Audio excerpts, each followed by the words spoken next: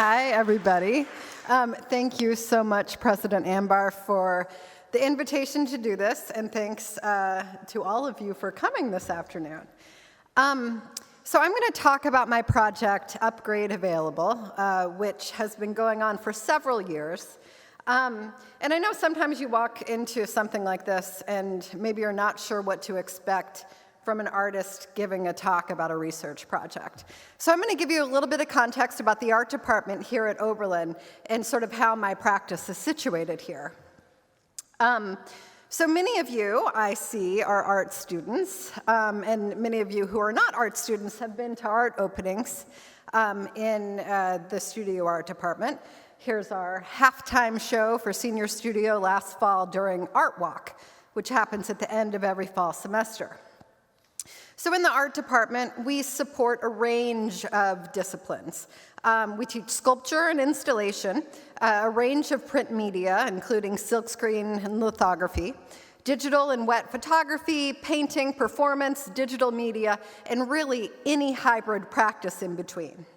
So our resources, we include studios to support all of those pedagogies, 2 art galleries, a media lab where I teach, and a fab lab that includes traditional woodworking equipment as well as a laser cutter, CNC machine, 3D printer, etc. So the studio art department, we really like to see ourselves as a hub for interdisciplinary research in the liberal arts context. A huge number of non-majors take our classes every semester. So we're dedicated to helping students articulate their ideas through material and form. We're a practice-based pedagogy, meaning we are helping students to develop a practice of looking, critical thinking, making, and creative research. Classes hinge on group discussions and critiques, as seen here. We're constantly helping students to place their creative work within a historical context and within the context of current events. So the faculty, as working artists, we're able to include our students in the public presentation of our work too. Here's a group of our senior studio capstone interacting with my work at MoCA Cleveland in 2014. And last spring, I had the opportunity to take my students on a day-long field trip to Cleveland to see art, including to my exhibition Waiting for a Break at Spaces Gallery, where we were honored to hear my colleague in Tamara in the conservatory, Peter Swenson, and his students play an evening of electroacoustic music inspired by the work in the exhibition. So, along with supporting a range of disciplines in the studio art department, our faculty supports a range of different kinds of art practices. Sorry, skipped there. The media professor's having technical difficulties here. So we support a range of different kinds of art practices. Some faculty work with commercial galleries, some with artist-run, alternative underground art spaces. We might make work for site-specific or public spaces and museum and academic galleries. Most of us actually cross over between all of that all the time. The point being, we don't believe an art practice is any singular thing. We're here to support the range of what those art practices might look like and help students develop that. So what does my practice look like? A lot of times people call my practice research-based. I'll give you a quick example of what that means. This is from my project Big Box Reuse, in which I documented the civic reuse of Walmart and Kmart buildings across the United States. Here's the Spam Museum and a renovated Kmart in Austin, Minnesota. I documented dozens of these sites over the course of several years. Producing photographs like this one. These photos have been shown in museums like the Walker Art Center in Minneapolis, the Carnegie Museum of Fine Arts in Pittsburgh. I made net art. This is a net art commission from Turbulence, a foundation that funds art made for the internet. I've made video pieces, installations, etc., that have shown at a range of venues. And I wrote my first book, Big Box Reuse, which was published by MIT Press in 2008. And so because my research centers, my artwork centers around current events and social issues, journalists also often write about my work as a means to explore the broader issues in print and online. So I see my art as an opportunity to build a creative platform for dialogue around issues critical to us today. So, as you can see, I dive into long-term research projects that manifest as interdisciplinary art pieces and writing along the way. This, of course, feeds back into my teaching. Here is some student work and some of my students at work in my advanced topics class last spring, New Media and Obsolescence, in which we read significant writings about technology, obsolescence, and the economy. And students continually made artwork inspired by our research. Here's some work by Ben Stevens and Joe Shermer, which leads us to the current project, Upgrade Available. Here we go. So, in 1977, a pair of spacecraft, the Voyager starships, set off to study Saturn and Jupiter and their moons. The mission was designed and implemented by NASA's Jet Propulsion Laboratory in Pasadena, California. Each spacecraft was outfitted with a computer that operates on 68 kilobytes of memory. Sorry, guys, I have lost my cursor here, and I need it. Can I pull this out for a second so I can, Leslie? What?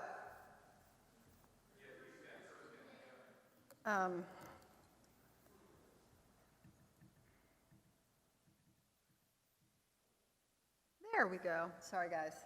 Thank you. So, as I was saying, the Voyager starships, yay, 68 kilobytes aboard each craft. So a rare alignment of the planets allowed the crafts to use Jupiter's gravity to slingshot out to the outer solar system. And the 5-year mission was extended to a 12-year mission. NASA was able to upload new software to the nimble onboard memory, and our Voyagers were able to study Uranus and Neptune. Well, they kept going. Now, 41 years later, the Voyager mission is the longest, farthest journey into outer space that humankind has ever initiated. The spacecraft, which were originally designed to last just for a 5-year timescale, are still functioning. In 2012, Voyager 1 entered interstellar space beyond our solar system, and Voyager 2 is not far behind. Using their very efficient computers, the Voyagers send us aural vibrations that measure the density of interstellar plasma, the echoes of our solar system's magnetic field, and the decrescendo of our sun's wind far behind them. Meanwhile, here on Earth, an unexpected series of events in 2011 led me to a corporate e-waste processing facility outside of Chennai, India. I was floored by what I saw there, 40 tons of electronic trash that had been imported within 2 weeks before my visit. I was faced with mountains of computers, cell phones, hard drives, DVD players, scanners, etc., heaving under the hot sun. I've been back to India 3 times in the context of this project to learn more about the formal and informal international e-waste recycling industries. These pictures are from Mustafabad in Delhi, the largest informal e-waste market in India. It's impossible to know how many kilobytes of memory we have buried by now on this planet. We do know that the low-end model of the first iPhone, released in 2007, had 4 gigabytes of memory on board, and the phone has been upgraded 14 times to new versions with increasingly larger memory banks. At least 1 billion iPhones have been sold since 2011. So to put that into perspective, 4 gigabytes is 4 million kilobytes, or 58,824 times the memory on board each Voyager spaceship. Upgrade Available is my ongoing project investigating how upgrade culture, the perceived relentless need to upgrade our electronics and recordable media to remain relevant, impacts life on a range of timescales. After that first trip to India, I realized that in order to more deeply understand the environmental crisis caused by technology, I needed to broaden my understanding of our complex relationships with electronics in the first place. My art pieces over the last several years have investigated how we encode our electronics and recordable media with our memory, identity, and legacy, creating very complicated pieces of trash. We begin at the smallest time scale. So I call this short cycles of time between each new version of our software and our hardware technology time. When we're living on technology time, our public imagination is confined to the brief cycles of time between upgrades. When the upgrade is always available, it becomes difficult to plan for the long term, especially where technology is concerned. A piece that I made about technology time is called Burnouts, a series of self-designed video projectors using discarded iPhones as the sole light source. I used lenses and mirrors stripped from overhead projectors, retired here at Oberlin, and the projector cases are 3D printed. This juxtaposition of new and old technologies illuminates these short cycles of technology time. It won't be long before the cutting-edge 3D printing technology used here is as outdated as those lenses and mirrors. Here's the 3D design of the video projector, which I had fabricated at a factory in Avon near Cleveland, the factory that makes Vitamix blenders, actually. They have a 3D printer with a 6-foot print envelope. Each of these projectors is 21 inches long by 7 by 7. So the iPhones project constellations on the ceiling of the gallery that have been retired from official star maps. Every now and then, the International Astronomical Union deems certain constellations no longer relevant to the study of the night sky, usually due to light pollution. I worked with the planetarium staff here at Oberlin to dig through old star maps to figure out where these constellations once were to make the animations. So to be clear, the stars are still there. We've just left them off the map because they are no longer relevant to us from an earthly vantage. The mappers have changed, not the mapped. This is an example of obsolescence as a cultural decision. Here are the iPhones displaying the animations. I chose constellations that had been named for technological inventions: the sundial, the hot air balloon, the print shop, the electric generator, and Herschel's telescope. I thought it was a fitting homage to project the retired constellations with the retired iPhones, which are still working just fine, though they have been deemed irrelevant. We experience many simultaneous cycles of technology time over the course of our lifetime, all the while encoding our electronics and recordable media, again, with our memory, our identity, and our legacy. We've always longed for technology that can effectively store our images and our documents, telling the story of our lives. In 2018, it was announced that over 1 billion people now use Instagram. As of 2016, there were 95 million posts of images every day, stored on thousands of computers and server farms around the world. Need I remind you, the cloud is not actually a cloud. It is computers, too, that are just out of sight, and so, unfortunately, out of mind.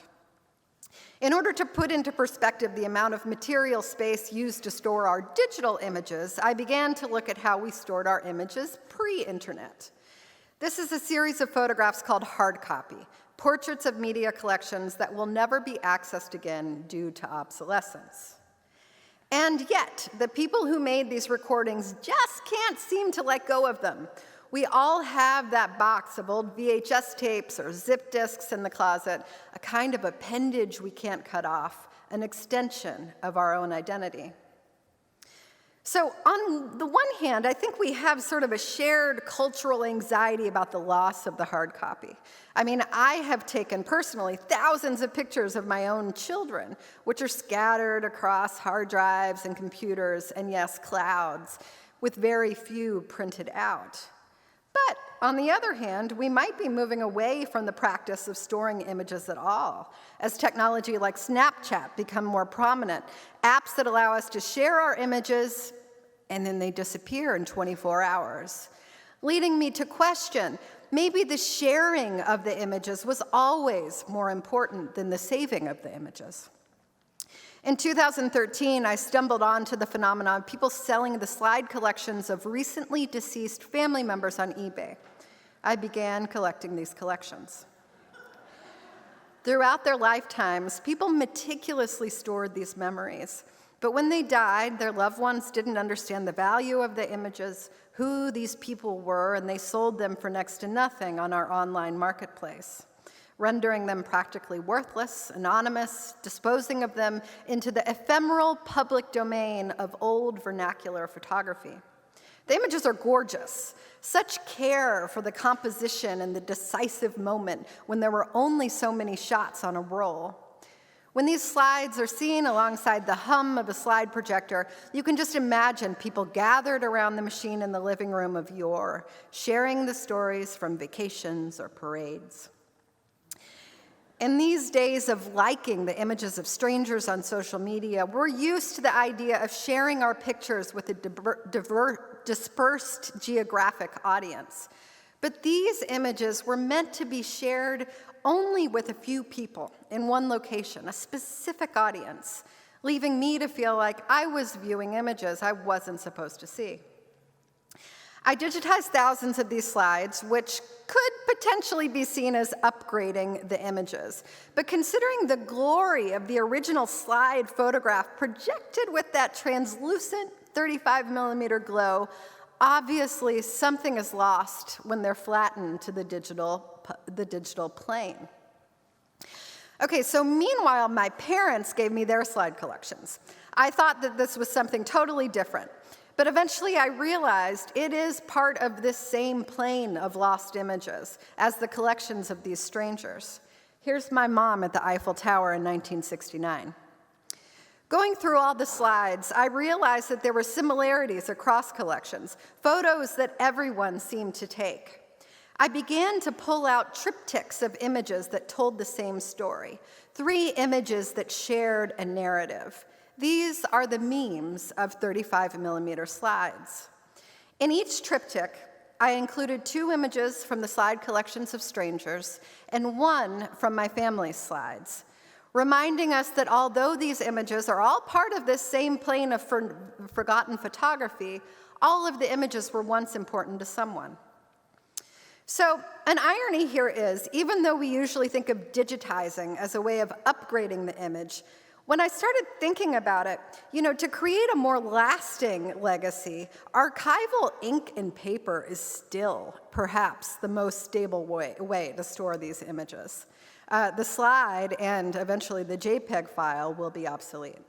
So, digitally, I created line drawings of the humans in these slides that I selected and removed the contextual information, rendering the people anonymous. I then made actual drawings of them using ink and paper. I decided to use a digital plotter to draw the images, essentially a vinyl cutter with the blade replaced with a marker. Using a robotic arm to make these drawings flattens the digital narrative even further. The line drawings treat the images almost as data. The series of drawings is called We Share Our Pictures. So here's my dad on that same trip with a rental car in Amsterdam. He still talks about this car. My dad was not the only one who wanted to take a picture with his car. This trip of drawings is called We Want to Show You Our Cars.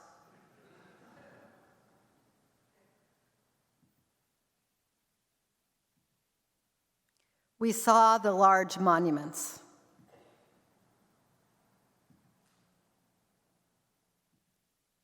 We posed before vistas. There's 30 of these images in this series, so 10 triptychs. They're each 22 by 30 inches. Here's 3 of the triptychs being installed at the Los Angeles County Museum of Art, LACMA, where they're currently on view. So, speaking of LACMA, this brings us to the next time frame that I've looked at here, institutional time. Since 2017, I've been a fellow at the LACMA Art and Tech Lab. This fellowship is given to a few artists every year, and it's a reboot of the LACMA Art and Tech Lab of the 60s, which partnered artists such as Warhol, Terrell, and Rauschenberg with big tech companies like IBM and Xerox.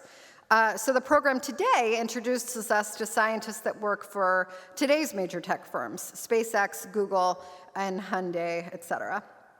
So I've worked extensively with the institutional archives at LACMA, which exist in every possible media format.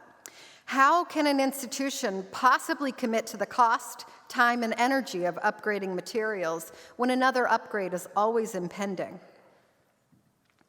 I was able to take a box full of this media from LACMA to this place, the Media Archaeology Lab at the University of Colorado in Boulder, where they have over 100 computers developed since the 1970s, all functioning with the media specific to these machines.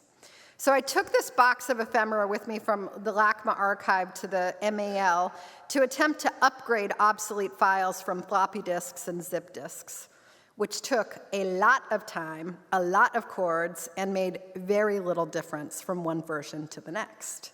The PowerPoints from 1995 still looked pretty much the same when I was finally able to get them to a more contemporary machine.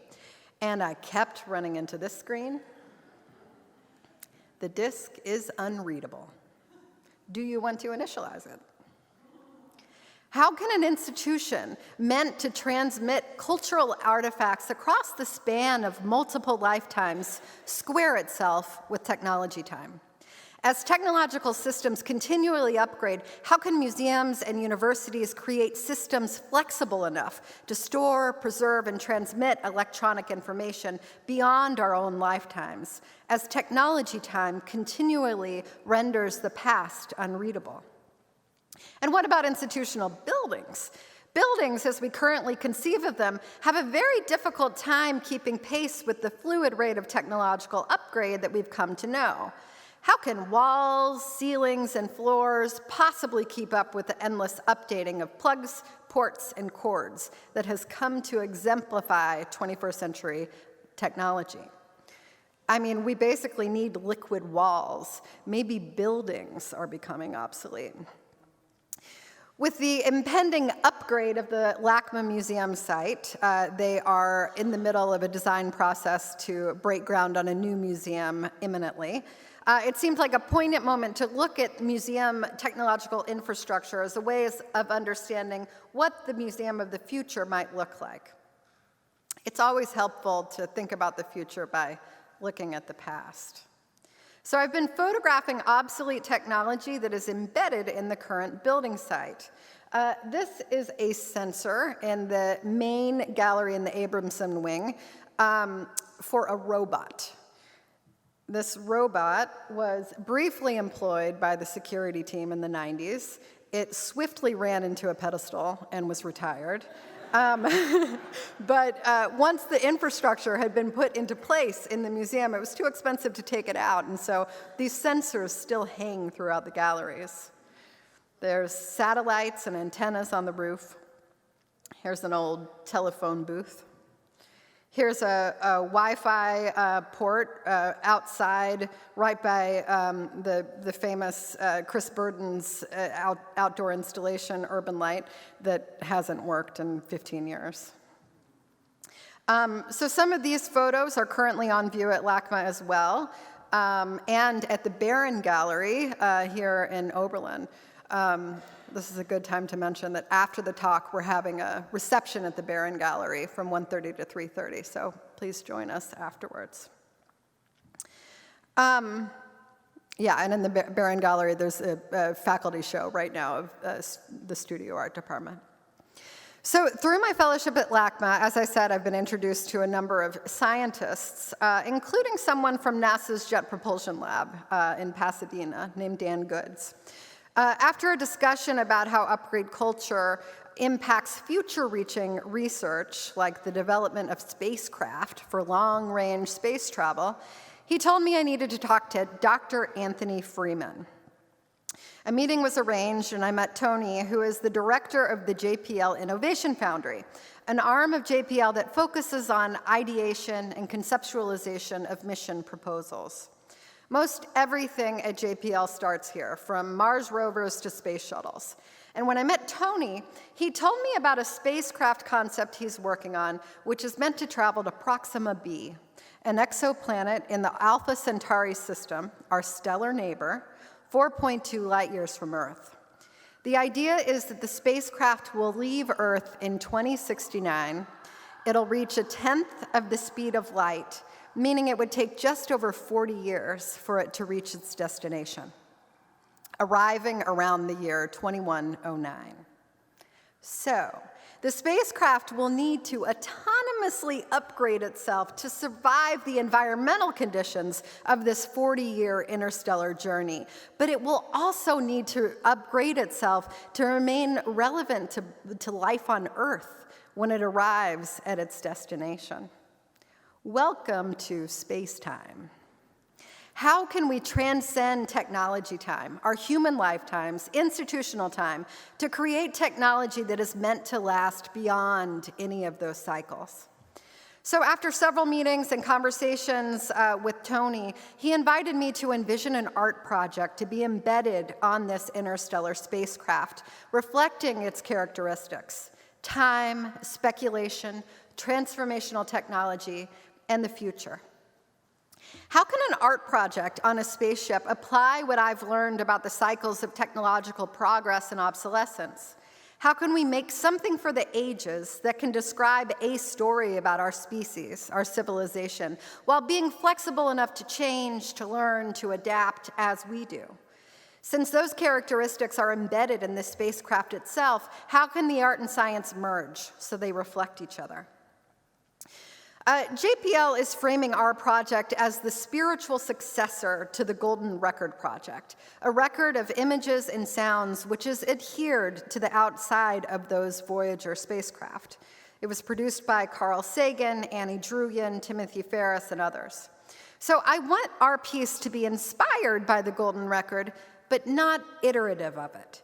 The Golden Record has an inherent problem with representation. How can a series of sounds and images selected by a small group of people possibly represent life on Earth? How can we make it clear that while our artwork reflects life on Earth, it isn't the only story? I also want to zoom out to consider a creative platform much more generative and transformative than a record album. Let me ask you a question. If we were creatures from another world and we came across the Voyager spacecraft, how would we even know that the Golden Record is the cultural artifact? We actually embed a story of ourselves in all of our design processes, with every tool we make, every function we program, every question we ask. Here are 6 spacecrafts designed by different international space agencies. They may perform similar science, but cultural decisions are embedded in the design of each craft. So as a starting point, I proposed that instead of envisioning this art project as a document attached to the ship, we should frame the very components of this spacecraft as sculptures, as art. Here's a slide from Dr. Freeman's presentation on the spacecraft concept. This spacecraft will have to upgrade itself to survive the journey through the 6 phases that Tony's outlined in this presentation. I find this to be a beautiful analogy to our current rewritable modes of technology. This spaceship will change and write over itself as it soars through space.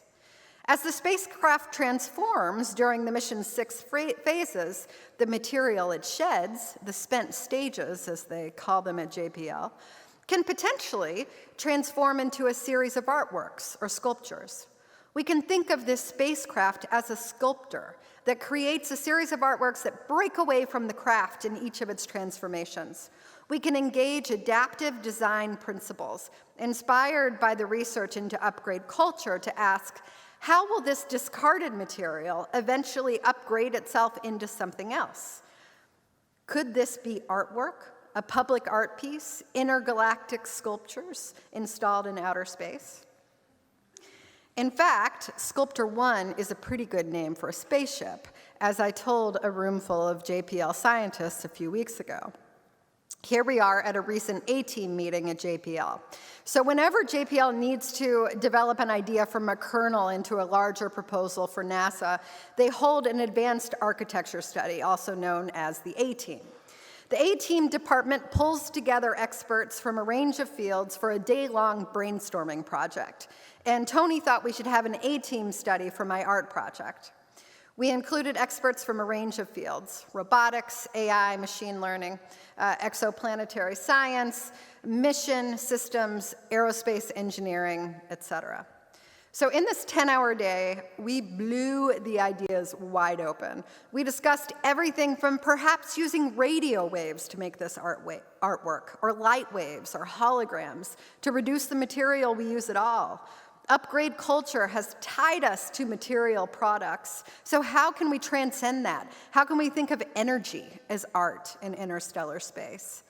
Perhaps there are robots on board who are artists themselves, who change and learn as this journey unfolds.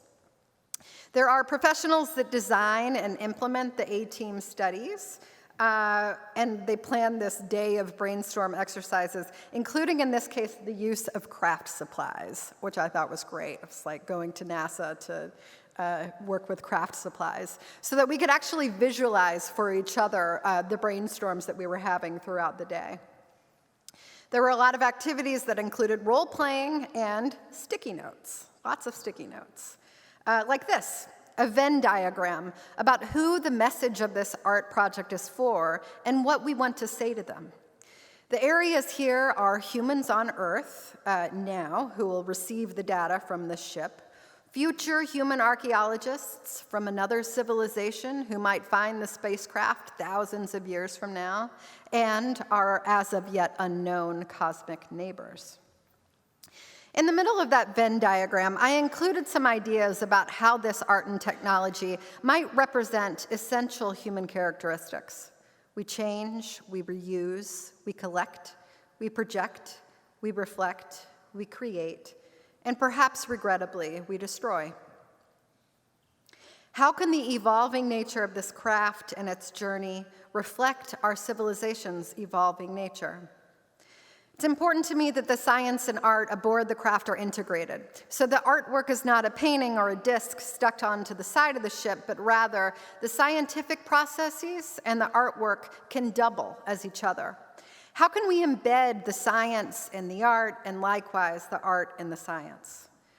Since the A-team meeting, when we blew the art ideas wide open, we've decided that it's now time to, as Tony says, brainstorm in the other direction and go into the science. So we're currently learning about what specific scientific questions would help us now to inform this future mission. We're framing this preliminary dialogue as a potential mission on a CubeSat spacecraft, a small toaster-sized spacecraft that hitches a ride on a rocket to the International Space Station, which would be deployed to carry out a mini version of the future large mission to Proxima b. Here I am taking a selfie, speaking of contemporary storytelling, in the reflection of the original Golden Record cast at Jet Propulsion Lab. It's so powerful to see this record and imagine that the copies of it are hurtling through interstellar space, the furthest pieces of technology humans have ever created, which makes me think about the other audience for this interstellar artwork: us, here on Earth, now. These works inspire us because it takes real hope to envision our species, our technology, our stories in the context of the very, very long-term future. Thinking about a potential upgrade to an interplanetary existence on cold, rocky planets in outer space reminds us, too, that we are already a cosmic species in outer space, and actually, Earth is our dream planet. These trees, this rain, this sun, this dirt, these microbes. So far, we have never, ever observed anything remotely like it. So, while we envision art and technology for space-time to last longer than our lives, this is going to make me cry. My students know I do this sometimes. While we envision art and technology for space-time to last longer than our lives or our institutions, we must not forget how crucial it is that we overcome the earthly problems of technology time. Thank you.